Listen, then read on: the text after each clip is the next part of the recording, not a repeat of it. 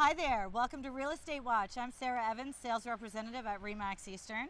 And today we're here with Wally, Wally's Flower Wagon. Wally does the septic pumping, and that's very important in rural properties, is to get your septic pumped and inspected, and especially before you go to sell your home, just to make sure you know what you're up against. Now Wally, the biggest question is, how often do you have to pump out your septic?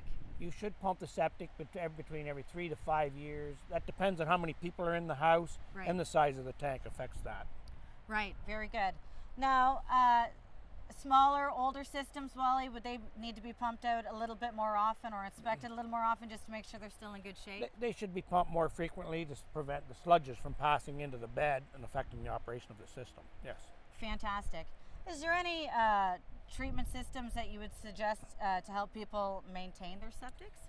The biggest advice I could give on it, and the simplest one, is just yeast. Just normal yeast. Put a quarter cup once a month in the toilet, flush it into the system, and yeast is bacteria once it's added to moisture. That's a good thing to keep them working.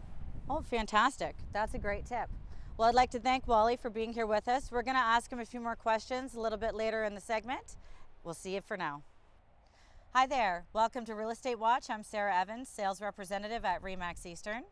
And we're here with Wally today. Wally specializes in pumping septics and inspecting septics. Now, what happens, Wally, in wintertime? We have a lot of sellers that go ahead, their country properties, they list in the winter, and of course a buyer would want to have the septic either pumped or inspected. Can that happen during the winter months, Wally? Yes, we pump year round.